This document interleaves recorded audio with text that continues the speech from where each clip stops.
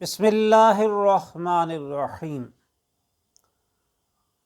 مولایا صلی وسلم دائما ابدا علی حبیبک خیر الخلق کلہم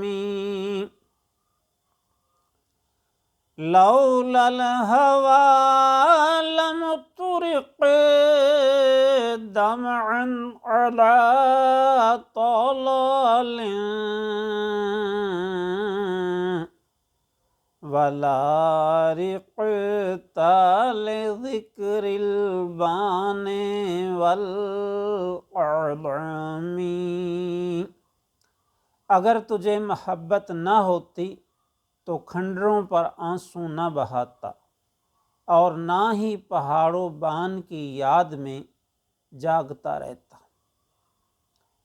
ناظرین کرام، السلام علیکم ورحمۃ اللہ وبرکاتہ۔ قصیدہ بردہ شریف کے 5ویں شعر میں محبت کا بظاہر انکار کرنے والے اس عاشق صادق کی حالت بیان کی گئی ہے جس کے دل میں محبت کا بحر کرام موجزن ہے، جس کا اظہار اس کے ہر عمل اور ہر حرکت سے ہوتا ہے، لیکن وہ پھر بھی اسے پوشیدہ رکھنے کی سعی لا حاصل کرتا رہتا ہے۔ اس کی داستان محبت ہر زبان پر ہے، لیکن وہ پھر بھی مصر ہے کہ ایسا کچھ نہیں ہے۔ یہ وہ انکار ہے جس کی لذت اقرار سے بڑھ کر ہے۔ کیسا عجیب مرحلہ ہے کہ وہ جس قدر محبت کا انکار کرتا ہے، سننے والوں کو اس کی محبت کا اتنا ہی زیادہ یقین حاصل ہوتا چلا جاتا ہے۔ اس کے منہ سے انکار سننے کے باوجود ہر ایک یہی کہتا ہے کہ یہ اس کا عاشق ہے جس پر ہر کوئی بغیر دیکھے فدا ہے، اور اگر کوئی ان کا جلوہ دیکھ لے تو پھر راہ ہی راہ بھول جائے، کہیں اور نہ جا سکے بلکہ انہی کا ہو کر رہ جائے۔ گیسو جب آپ نے شانوں پہ بکھیرے ہوں گے، گیسو جب آپ نے شانوں پہ بکھیرے ہوں گے، پھر نہ منزل کسی راہگیر نے پائی ہوگی۔ دیکھ کر آپ کے ہونٹوں کی نزاکت واللہ، دیکھ کر آپ کے ہونٹوں کی نزاکت واللہ، آنکھ پھولوں نے بھی گلشن میں چرائی ہوگی۔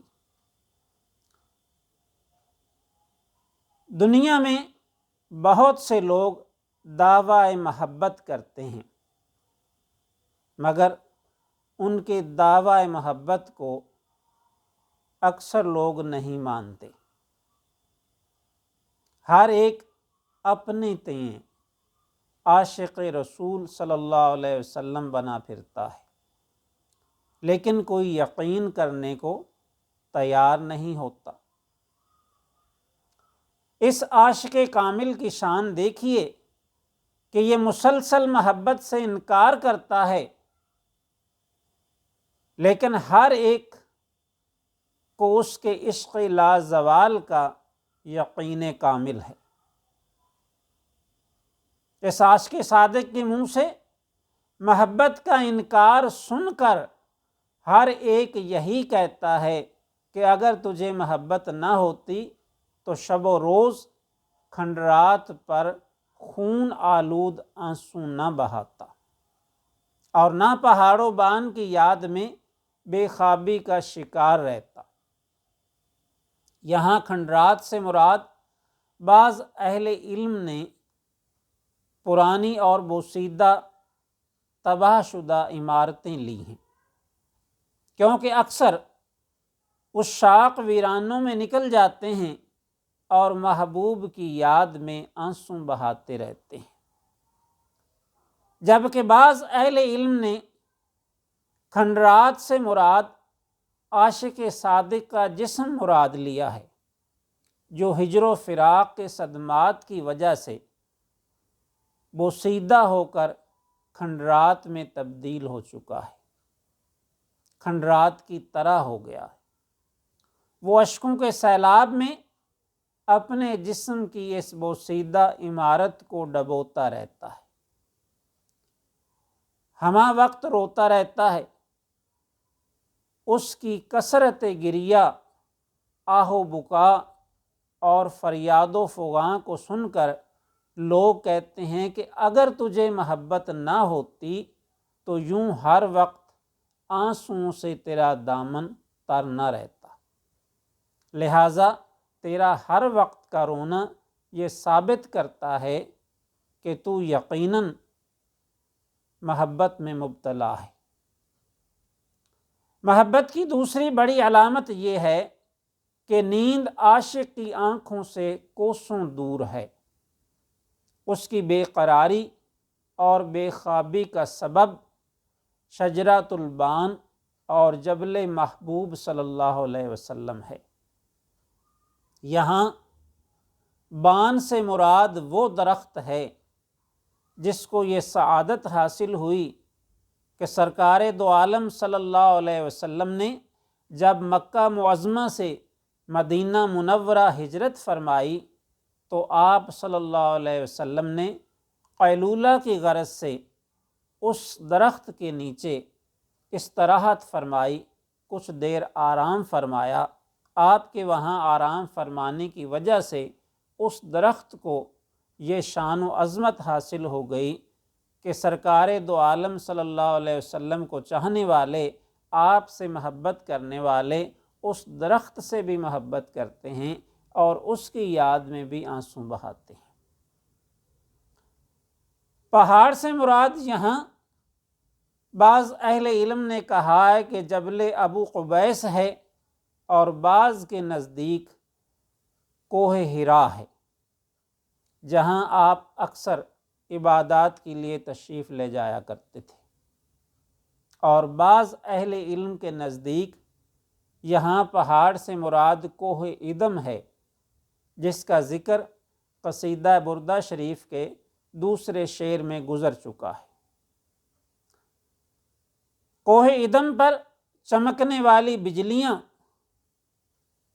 اپنی روشنی میں عاشق کو دیار محبوب دکھاتی ہیں صلی اللہ علیہ وسلم، تو اسے دیکھ کر وہ بے قرار ہو جاتا ہے اور بے تاب ہو کر رونے لگ جاتا ہے۔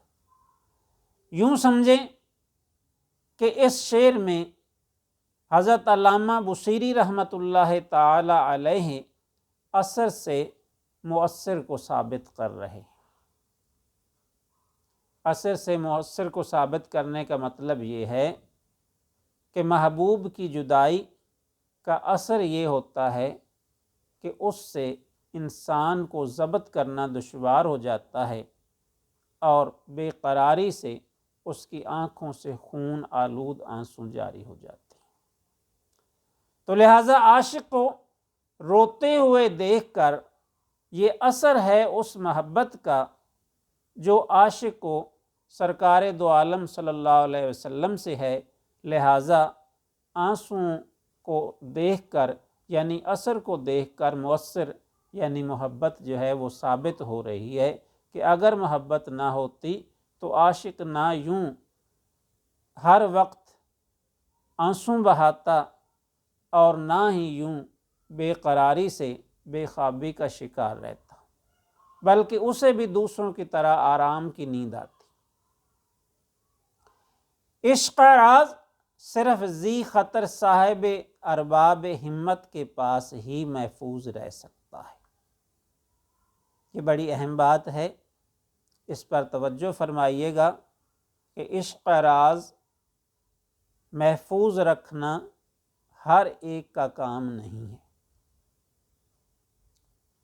عشق راز صرف ذی خطر صاحب ارباب ہمت کے پاس ہی محفوظ رہ سکتا ہے، صرف صاحب عزت ہستیاں ہی اسرار الہی کو مخفی رکھا کرتی ہیں، کیونکہ راز اس گھر میں رہنے والا خزانہ ہے جو مقفل اور مغلق ہو، اس کی چابی کھو چکی ہو، یعنی اس گھر کو راز اس گھر میں محفوظ رہتا ہے، گھر سے مراد یہاں دل ہے، تو راز اس گھر میں محفوظ رہتا ہے جس کو تالا لگا ہوا ہو، اس کی چابی گم ہو چکی ہو اور دروازے پر مہر لگی ہوئی۔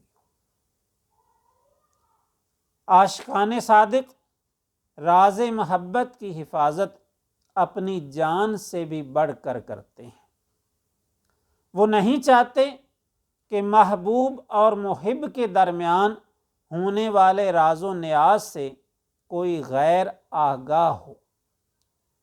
عشق حقیقی میں غیر کو راز محبت سے آگاہ کرنا تو درکنار، دل میں غیر کا خیال لانا بھی گناہ سمجھا جاتا ہے۔